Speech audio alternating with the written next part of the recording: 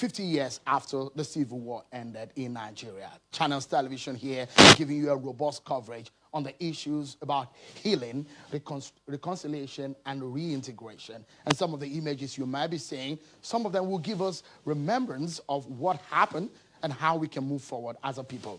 And so, it was the 1966 coup that led to some of the conversation around the Civil War. Don't forget that some of the conversation around the census, what happened about the real figures, the election which was contested and said it was rigged before the 1966 coup, were some of the issues on the table. So Major Kaduna Nzogu was the one who led the 1966 coup.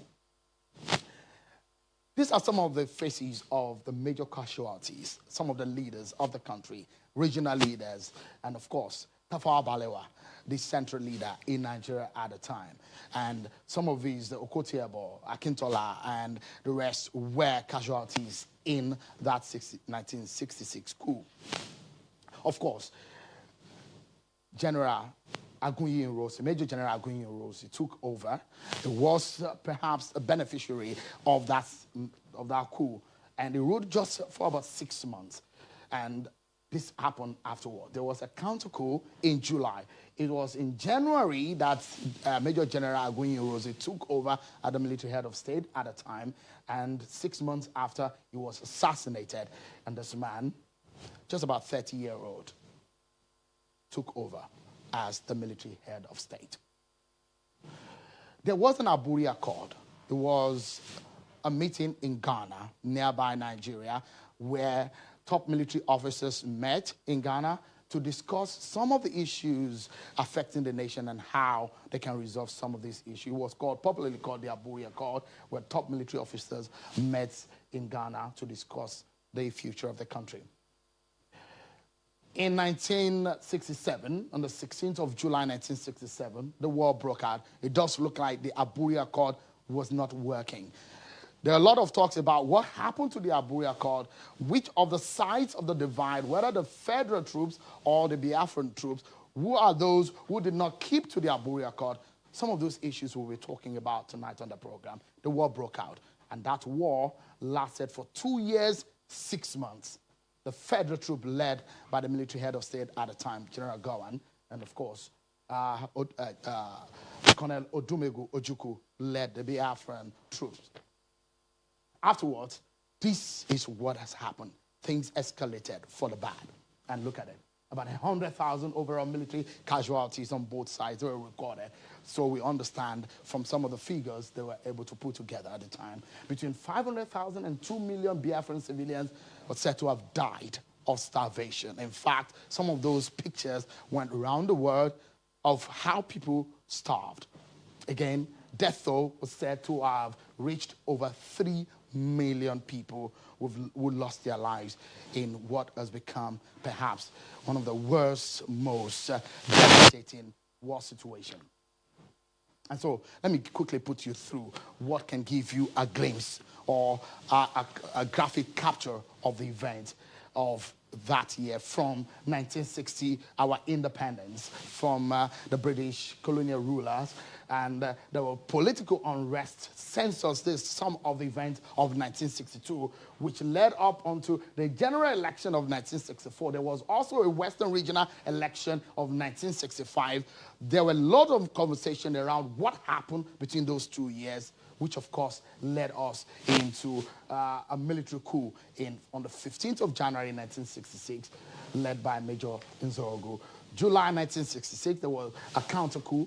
Gowan takes over. And January 4th and 5th of 1967, the Aburi Accord, as I mentioned earlier, and 16th of July, 6 months after, the Civil War broke out, and it ended on 15 January 1970. The Civil War ended.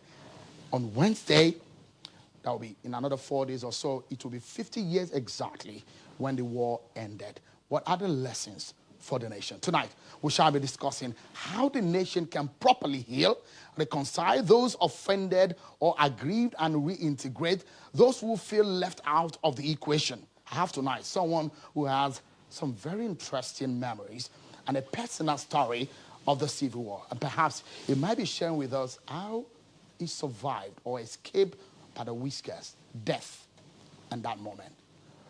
He's going to also talk to us what we need to do as a people to get out of this conundrum and the lessons we need to learn. Professor Pat Utomi, a political economist, is my guest tonight on the program. Welcome, Prof. Thank you very much. Thank you for coming tonight. Great pleasure. Please have your seat. Before we get started with talking to Professor Pat Utomi here, let's take a look at the story of the resettlement center for the Biafran war heroes by my colleague. It's been 50 years since the Biafran War, also known as the Nigerian Civil War, ended. One of the bloodiest conflicts ever witnessed on the African continent. Today, we are at the disabled Biafran War veterans camp in Oji River, Enugu State. 77 disabled Civil War veterans were resettled here in 1975 during the Okpabi Asika military regime. But at the moment, only 12 are left. Some died, while others were reunited with their loved ones. Those left behind live in very unsavory condition. This tap last gave them water 40 years ago, and power supply has become a luxury. Sylvester Ibuna was 20 when the war broke out. He joined the Biafran army and fought to defend the Biafran cause.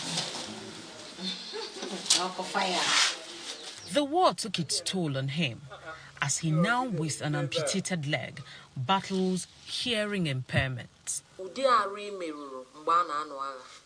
To keep body and soul together, possibly raise 100,000 naira, which, according to him, is needed for his hearing aid, he has taken to begging for alms by the roadside.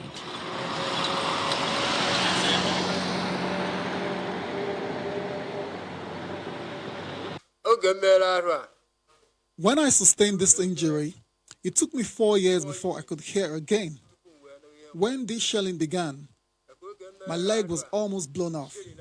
I tried to stand, took the first step, and then another, but I lost balance and fell.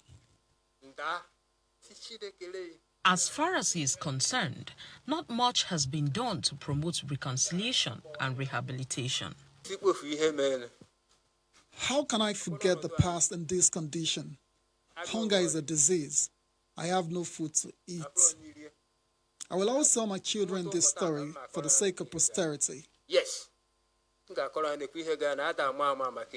Gideon Njoku was 18 when he fought in the war, and at 71, the pain still lingers. When our colleagues returned from Christmas, some started begging in Oka and Onitsha. They promised to pay us some compensation. They even asked us to register for it, but nothing has happened since then. I have not received 1 naira from any organization as regards the war we went. Apart from taking care of their personal needs, other issues of concern include a holistic approach to address the causes of the war and reconciliation that will put to rest the issues of marginalization.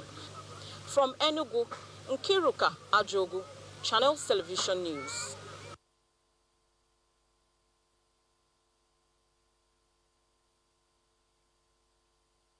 There, who visited the resettlement camp, where there is another person who is also very critical in the story of the Nigerian Civil War. It was the former military head of state, and there is an exclusive interview with General Yakubu Gawan.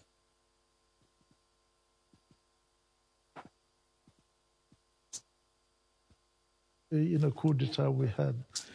And of course, the attempt with, what happened at that time, certainly anyone with a conscience know that it is something that is bad and something that we've got to try and put right. And various political,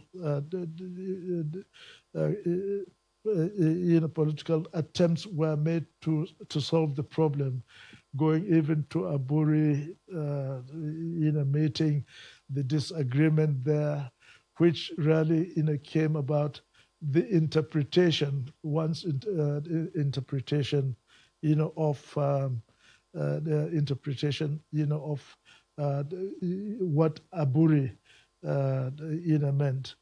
And from Ojukwu, he says, on Aburi we stand. And I say, from Aburi you will fall. So that was probably the beginning of, if in fact you said it is the Aburi agreement, that you are using, interpreting the way you want and the way you want to force it on the rest, then of course we also have a way of resolving, that issue. But the civil war, unfortunately, had to happen as a result of breakdown of that Aburi agreement. Despite effort that was made, to see if we can reconcile our differences and really save a very serious situation. But it got to the stage whereby we have Ojukwu,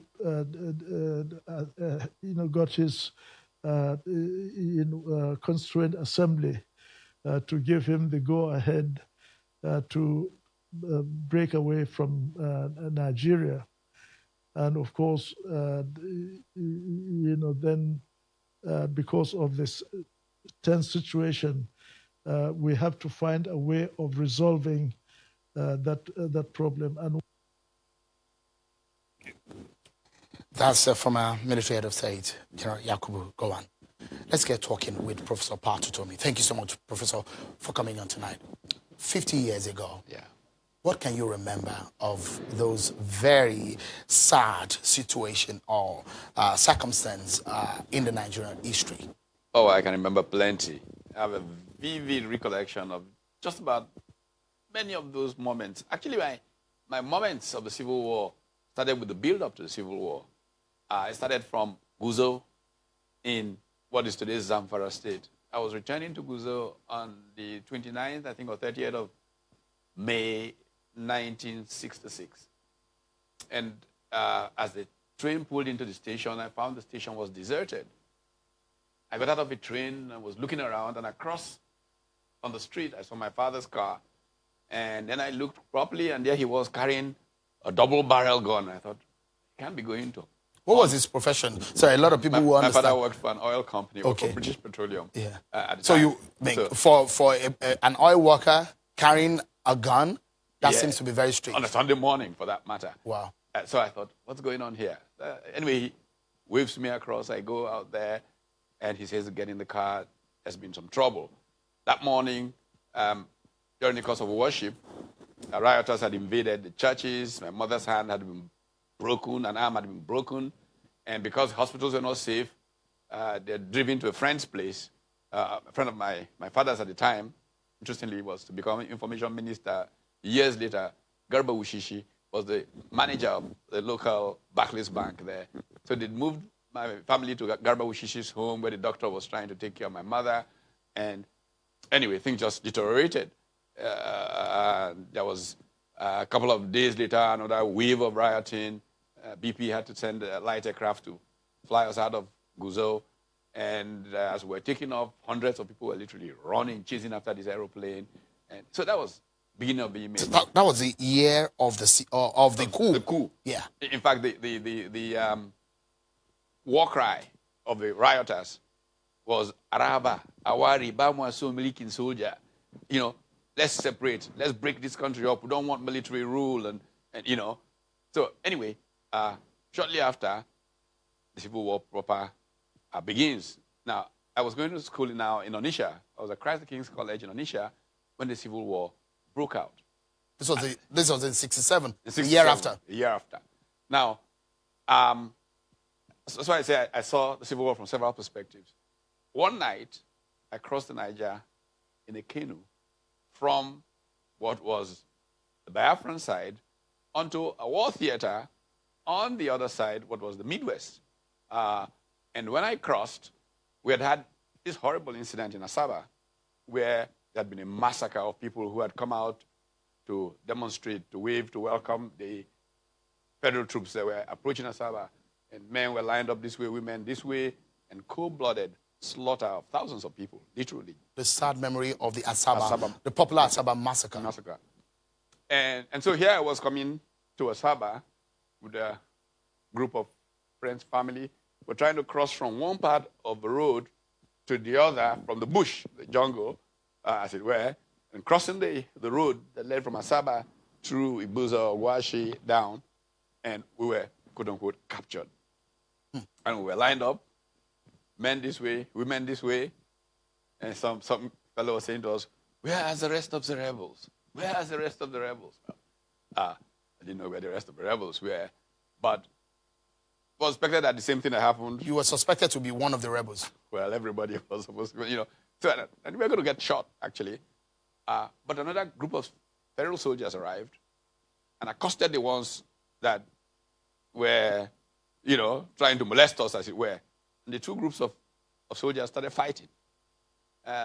Eventually, one of the commanders, battalion commanders, moved in. And anyway, that's how my civil war on that side ended, as it turned out, fortuitously. Lieutenant Colonel Nathaniel Nassam was a friend of my father's. A few weeks later, I was in Lagos. The rest of the war, I was going to school in Ibadan. Way here in Lagos. Every time I see people in Lagos react to what's going on in the Northeast today, I just remember those days because here we were in Lagos, dancing to James Brown music. Millions of our countrymen are getting oblivious of what was happening totally, in that side of the country. Completely. We just had parties. And the war was but there was an intense coverage by the Western media on what was happening in the eastern region of the country. Yes, there was for some time, in different ways. One of the interesting coverage failures, I want to call it that, of that era was the non-coverage of the Asaba massacre. Because not long after the Asaba massacre, there was an event in Vietnam. The Vietnam War was going on at that time. Small troop of Americans moved into this village called My Lai in Vietnam. The Viet Congs used to set traps for American troops and all of that. And they were usually very nervous. And in their panic, they shot a number of civilians. It was so celebrated a case, the reporting around the world was so much that William Kelly, I remember his name very well, was tried in the United States when he returned home and was sent to jail. But in Nigeria, those who shot literally thousands of people in cold blood, even my grandfather, a World War II veteran, retired, who was in front of his house, a young soldier said to him, what are you doing there? Because the whole town had run into the bush. And he says, I'm in my house. What should I be? Where should I be?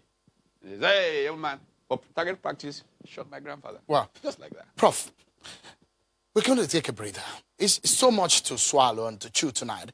And a lot of what we're going to be talking about is on healing, reconciliation, and, of course, reintegration. Some of your experience, and, of course, in your study of political economics, what we need to be doing as a nation. We take a break. And when we return, let's go on with One Nigeria was a popular statement. We hear from the man who was Nigeria's leader, General Yakubu Gowon. Join us again.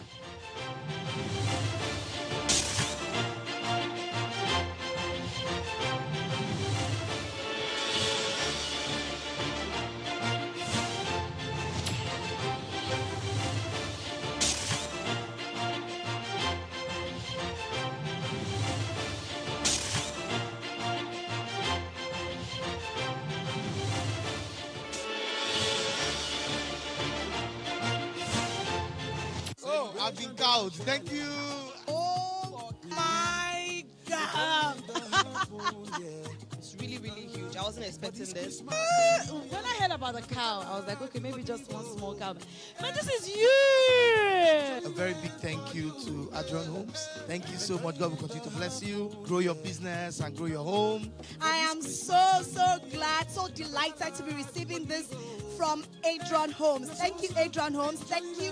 God bless you. I just got this from Adrian Homes. I want to say thank you very much. God bless you. I'm going to have a splendid and wonderful Christmas and New Year. Too much to eat. I'm going to eat you.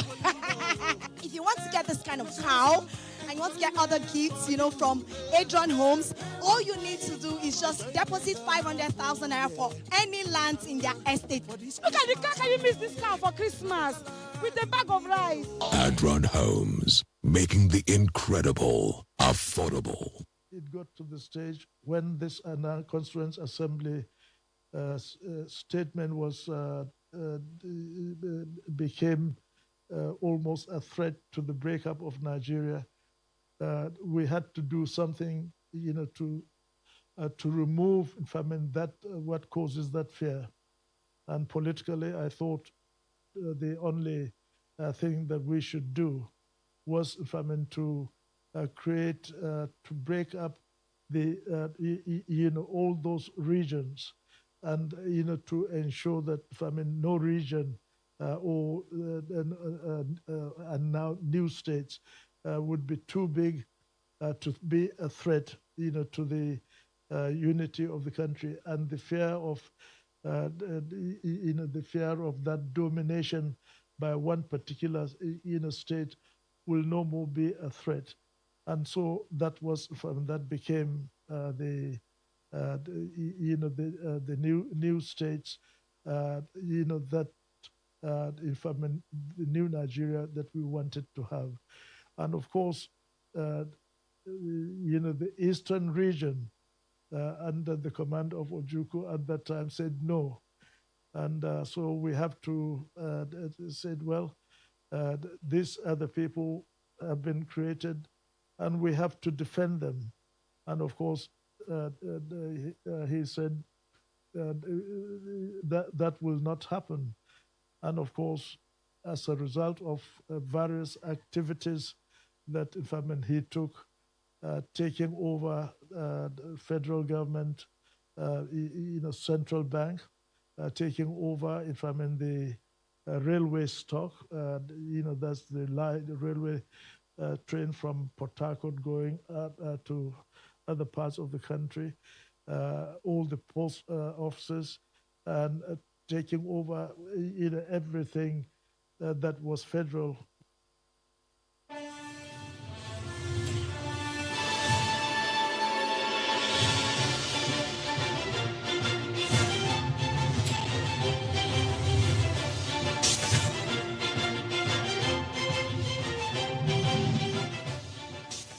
Welcome back, everyone. We have been discussing the lessons of the Biafran experience with Professor Pat Utomi. Don't forget that you can let us know what your views are on what we're discussing tonight.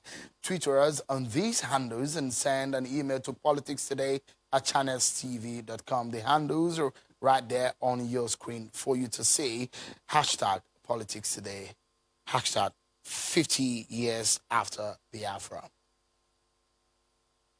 Let's continue with the conversation with Professor Pat Utomi. Thank you so much, Prof. With all of the experience, you've just given us an example of your own personal experience and how in the old national equation of what happened on that day, it was an era also of conflict around the world, a lot of conflict around the world. But for Nigeria, that got independent less than 10 years and is now into a major strife, what do you think came out as a major lesson for us coming together over 250 ethnic groups? Well, what is clear is that rational public conversation is superior any day to a emotive reaction to bombs being thrown at one another. In my view, the Nigerian Civil War was completely unnecessary. It was something that honest conversation could have taken care of, and the path of progress that the country was traveling could have continued. What we have seen is that the measures that we're taking, General Gowon was talking about, and by the way, I spent a lot of time with General Gowon talking about some of these things. In fact, while he was in exile, quote unquote, during the years when it was not, I was working on my PhD thesis, and I went to spend some time with him in London in 1981, and we talked about many of these issues. And I hear his feelings, the passion which has expressed through years. Many of the decisions we have taken as a country since then to prevent what went wrong have actually taken us back as a people. I'll give you a number of examples. We have chosen the presidential system as a way of preventing, these fractured allegiances. The idea of a presidential system was to select one person who is owned by all, literally, because he has gone around the whole country canvassing the votes of people. But you and I know that has not been what has happened. What has happened, unfortunately, is that we have created a bloated, expensive political process that really does not work to advance the good we want to.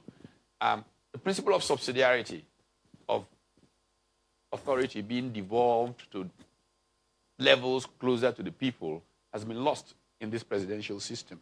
And so what we have is a prebendal culture where assistants to the vicar come to collect prebend from the center. So Nigeria does not produce anymore. So, the system of government that we have experimented over these years has failed us. Very badly. Now, it has taken Nigeria away from being a productive economy that's made us a country of rent seekers and people trying to get their share of the national cake. Who's going to bake this cake? And this is why poverty is the thing that defines Nigeria today. And if poverty defines the people, invariably anarchy takes over. So if you go back to the 60s, in spite of all of these problems that we saw, there was a focus on those levels of government, the regional governments, on production. Who will outproduce the other? Again, I often like to There was a competition. Competition. It was called by two American scholars, Robert Melson and Howard Wolpe, competitive communalism. Ethnic nationality groups competing for who will most bring progress to their people. With a sense of hindsight, Prof, you said what we are operating as a system or structure in Nigeria has failed. What would you suggest, as perhaps from the experiences that you've seen all over the world, what do you think can best fit the Nigerian structure? I guess the thesis I can lay off here will take a lot more time than your time will allow us. But let me just cut through. When I was living in the U.S. in grad school in the late 70s, there was an economist and political scientist at Yale called Charles Lindblom. And Lindblom wrote this book on politics and markets, in which he, one of the best realistic ways of looking at the great divisions, instead of saying dictatorship, USSR, American democracy, realistically, what defined social organization forms that countries adopted? One was a belief in intellect, knowledge, that people who have knowledge can better solve problems. That was what he called his Model 1.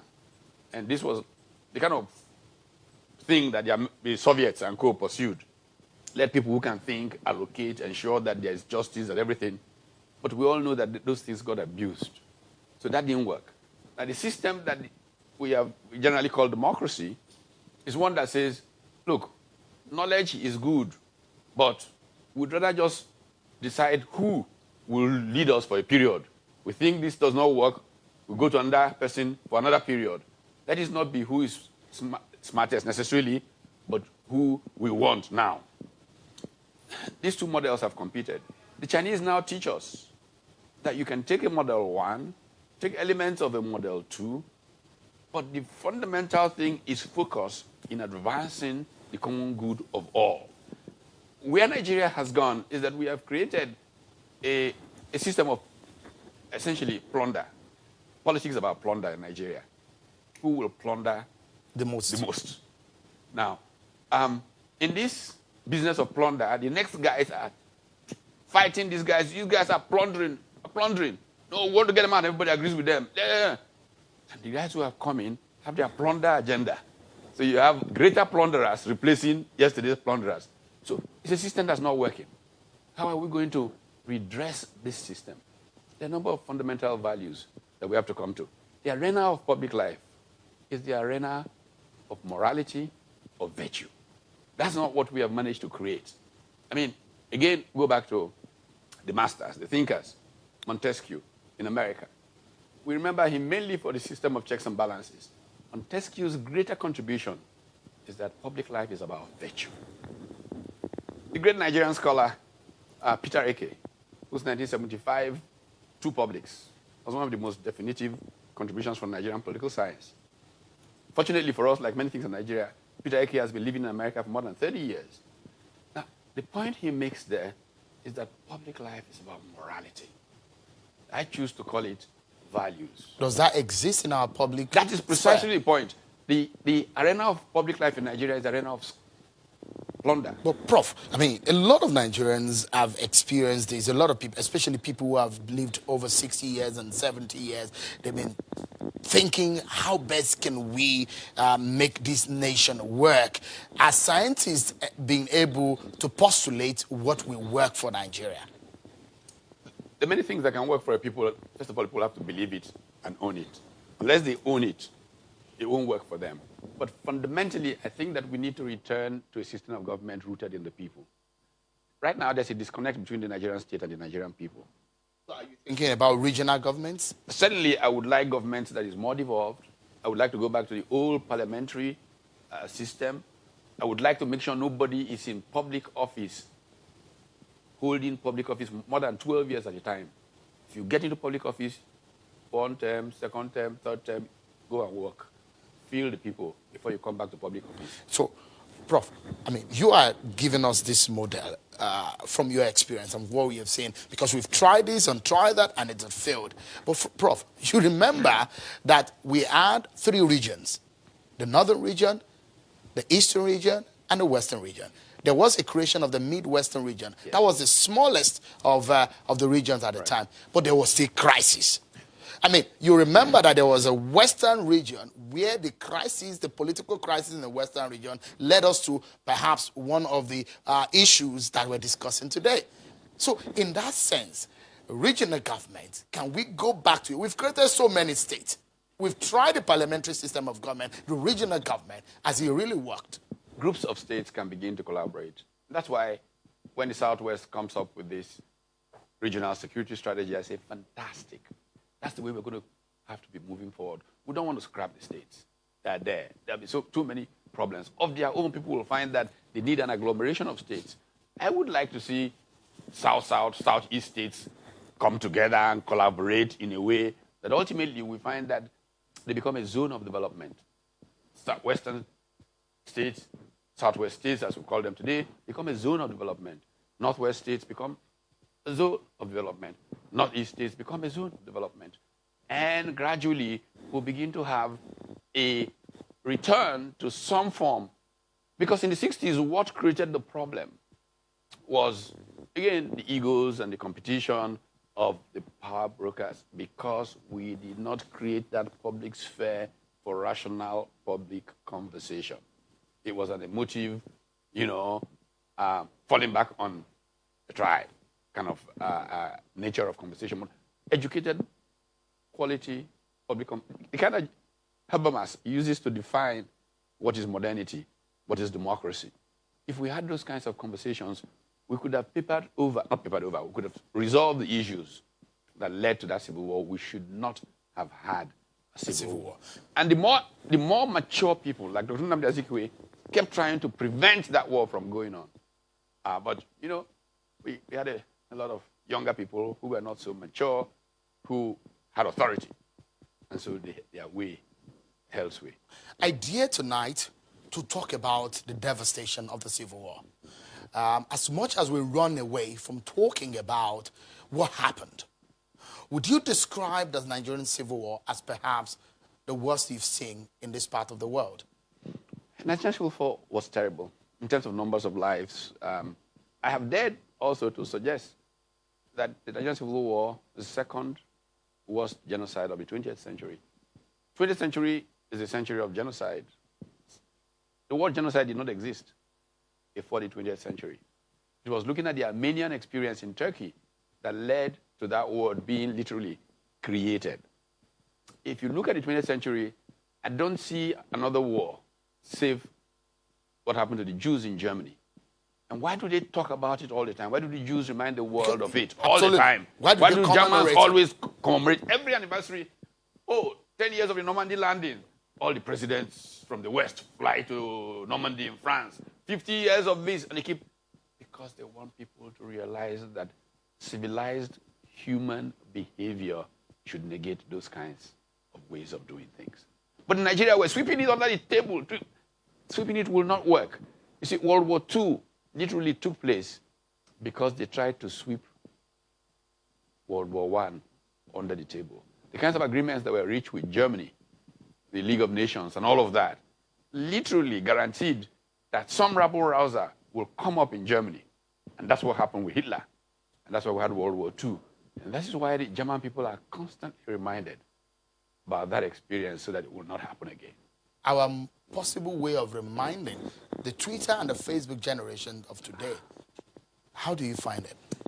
In fact, what frightens me so much to want to talk about this war is that the Twitter and Facebook fellows are moving us very close to the state that I saw in 1966. So we are this close again? We're this close. Have we learned anything? We should learn, but we haven't really, I must say. But there is enough time to begin. To learn. To learn. There was agitation, and so to say, for a lot of people who have lost a sense of what really happened at the time, it wasn't only in the eastern region of the country there was agitation. In fact, the agitations in the northern region were so much. When the census happened in 1962, I think, there were agitations about the figures of the census.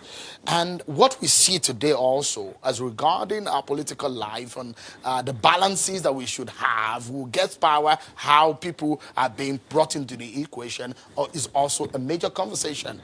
We hear IPOP speak today. We hear a lot of people speak. From this experience and what is happening presently in Nigeria, the contemporary lesson, Prof.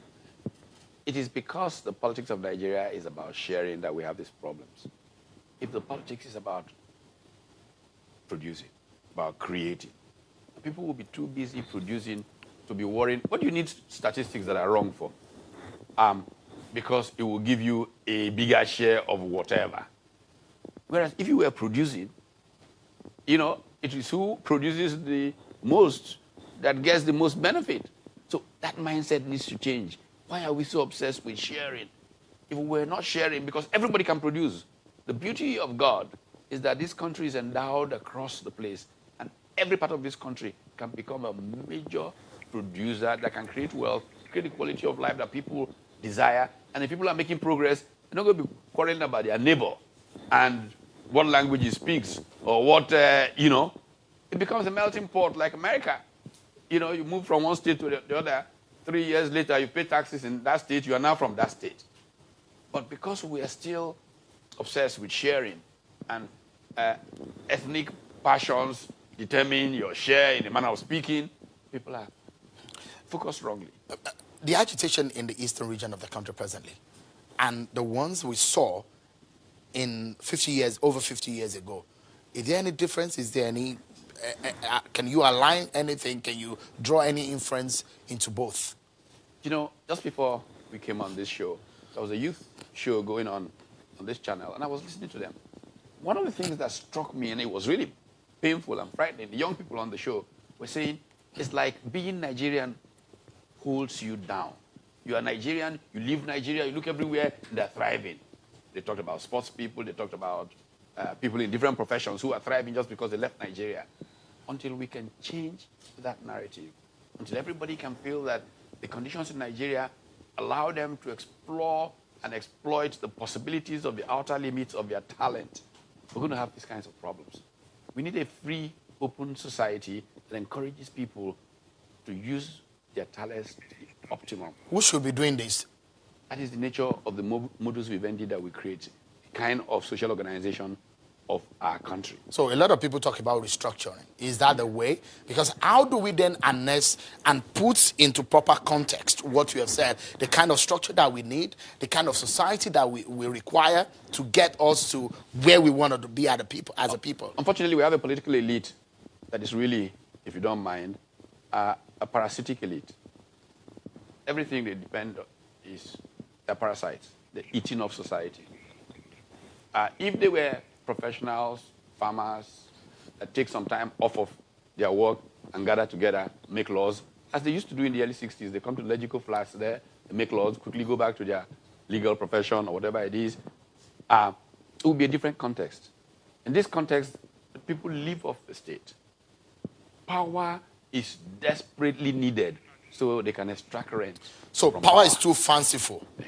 We need to make it as more unattractive as we can make it. Absolutely.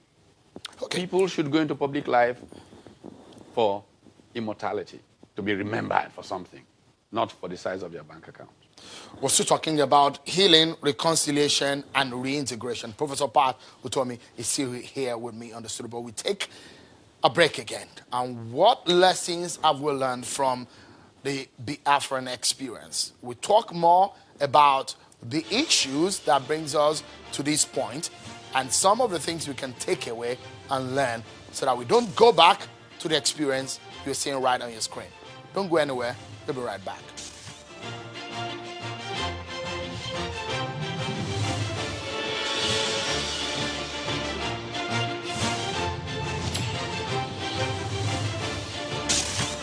The first coup d'etat we had, and of course the attempt with what happened at that time. Certainly anyone with a conscience know that it is something that is bad and something that we've got to try and put right. And various political political attempts were made to solve the problem, going even to Aburi, meeting the disagreement there, which really came about the interpretation, one's interpretation, of the interpretation, of what Aburi, meant. And from Ojukwu, he says, on Aburi we stand. And I say, from Aburi you will fall. So that was probably the beginning of, if in fact you said it is the Aburi agreement, that you are using, interpreting the way you want and the way you want to force it on the rest, then of course we also have a way of resolving that issue. But the civil war, unfortunately, had to happen as a result of breakdown of that Aburi agreement. Despite effort that was made, to see if we can reconcile our differences and really save a very serious situation. But it got to the stage whereby we have Ojukwu, got his constituent assembly to give him the go-ahead to break away from Nigeria. And of course, then because of this tense situation, we have to find a way of resolving that problem. And the Channels 24 app means you'll always be in touch with the news. Get the latest local and international stories on the go. And there's our social media platforms for news from around the world. Watch the news live and play videos that matter to you. You can also check the eyewitness section to report events around you. Just click on the eyewitness icon and follow the instructions to upload your content. Channels 24 app, the news at your fingertips.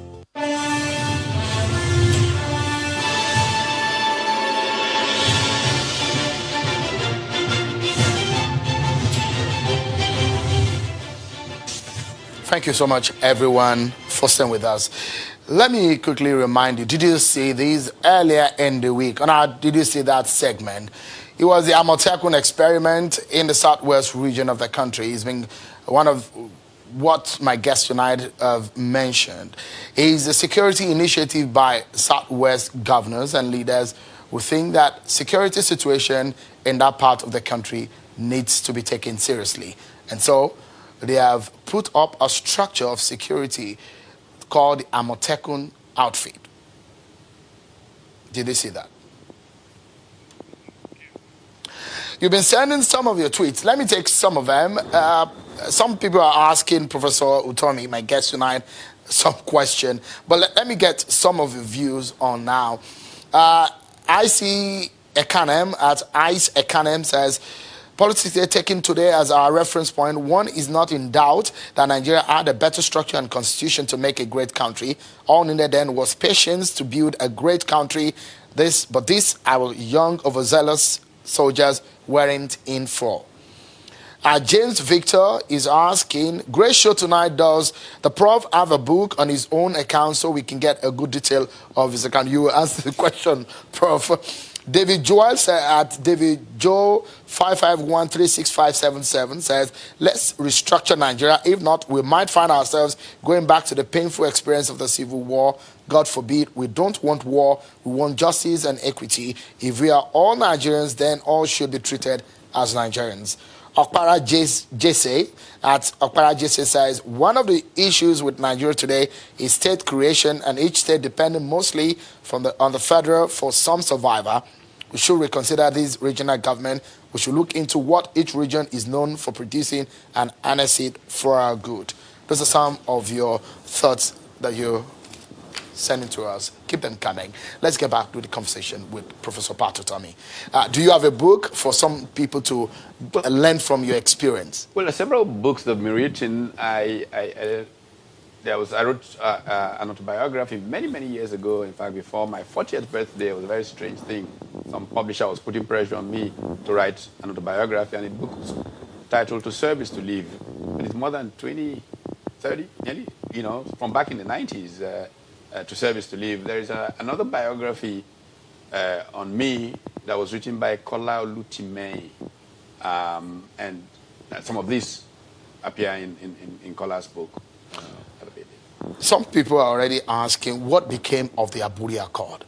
A lot of people said if the Aburi Accord had been considered, maybe we wouldn't have fallen into the war. January, there was an Aburi Accord. 6 months down the line, the war broke out. Well, the Aburi Accord was a really good effort by a good neighbor. General Ankara brought, I think I still remember, photographs of General Gowon and Ojukwu sitting, and Ankara was in their middle in a car going to Aburi. That's a very popular picture. It brings so much memories. Yes. And Aburi is a pleasant place, lovely place. I go sometimes to go and... It's a friend of ours who has a house on the hill just overlooking that compound where this meeting took place. And I often reflect on it it was an interesting discussion. People had their positions. Obviously, Ojukwu thought out his position a little more clearly.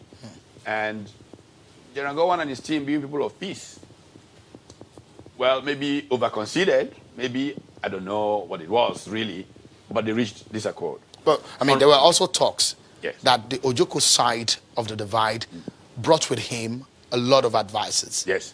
That General Gowon on the federal state, in fact, the Secretary of Government at the time was not present. That's part of the issue. When General Gowon returned to Lagos, mainly the civil servants, the senior civil servants, who saved this country, by the way. We got to call them super palm sex and all of that. But the kind of work that people like Alison Aida, Flossin, Ahmed Joda, Anko, Philip Asiodu Anko, the kind of work they did for this country, they have not really been honored for. And that's part of the tragedy of Nigeria. Now, these men who thought more clearly on these issues recognized that there were aspects of the Aburi Accord, even though it made sense to protect the people who were angry, but if they were implemented in full, may prevent the blooming of the Nigeria of the dream of the founding fathers. The way that our advice came and how trying to bridge the accord and, the art of the possible was where things went wrong. That's where elder statesmen would have been very helpful. And if you look at and examine closely the role of people like Zeke and co., that's what they really were trying to do. But the hot-blooded young soldiers accelerated things. We're getting into the home stretch. And some of your final words on the program will be around what we need to do going forward. There were very young fellows who were at the helm of affairs at the time. General Gawan was a very young man, about 30 years old. But he was a very wise young man. Yeah. Colonel Odumego Ojukwu at the time was a very young man, about 30 years old. Right, young and man. a lot of them were very young. Yes. And unlike what we have now, hardly would you find any person that's that young at the helm of affairs. But looking back at what happened, with a benefit of hindsight and a lot of issues that came up, what do you think the government of the day, remembering what happened about 50 years ago, what do you think they must do presently, at the time right now, to make sure that what we saw over 50 years ago never happened? I think that there's a lot of writing on what could have happened and what is likely to happen in Nigeria. First of all, those who lead Nigeria should educate themselves from reading those writings. 20 years ago, I began to pressure my friends in policy to read a book written by an American called Robert Kaplan, The Coming Anarchy, which predicted that this place will descend into anarchy. Robert Kaplan had written a similar book on the Balkans, titled Balkan Ghosts, in which he predicted the way the Balkans would go if Tito died or when Tito died. And it played out like that. Now, Kaplan is not a prophet, but the point is there is an absence of rigor in dealing with problems in our country. If we were rigorous enough to begin to look at all the things that are on the ground about what the source of our problem is, we would not. Unfortunately, we are caught in a culture of capture. You know, people capture the state. And in capturing the state, you know, it's again the bounty track. Then we have the other part of it, which is regulatory capture. Private people want to capture the regulator. Everybody's trying to capture. If we run an open state committed to the common good of all, an honest public conversation, what really constitutes the good of all, we're going to make progress. Restructuring, is that the right word? I don't like the word because they're giving it a bad name. Principle of subsidiarity that takes authority, power, to the levels closest to the people. So do you think that the government of the day should again sit down and renegotiate how we need to move forward? We must. It's the only way. Could that be the legacy President Buhari could leave for this country? One of the things that makes me pull back always and hope something big from the incumbent is that history teaches us that such a person wakes up one morning and says, I told a story very recently about von Kolitz. Von Kolitz was a German general who was in command in Paris as World War II was moving towards its close. And as the Allied forces landed in Europe, Hitler wanted Paris razed to the ground. And Kolitz looks himself in the mirror and says, why should history remember me as the man who destroyed the greatest, the most beautiful city in the world? I think General Buhari or whoever it is in an opportune moment can say, why should history remember me as the man who prevented a country that could lead the black man out of darkness from going south? What a beautiful way to end the conversation, Prof. Professor Patutomi, thank you so much for coming on tonight. And wish this country a greater future. Well, that's the show for tonight. But before we go, everyone, and here is my final word. There is a big lesson to be learned from the Biafran experience. The conversation on healing, reintegration, and rehabilitation are very important. But how does the 20-year-olds of these days and the Twitter and Facebook generation know what really happened and learn from them if they are not taught in school? There is a need to bring history back in our school curriculum. I dare say that even. For those finding embers of war online, know that war is not a child's play. Poverty is a major problem, which breeds crime. Government must wake up to its responsibility of ensuring that people are economically secure. A conscious effort needs also to be put into uniting this nation. It's a fragile one. Those who know must do more to keep Nigeria one. And that's my final word tonight. And that's our show. Thanks so much, everyone, for watching. I'm Sean Kimbale. Enjoy the rest of your evening.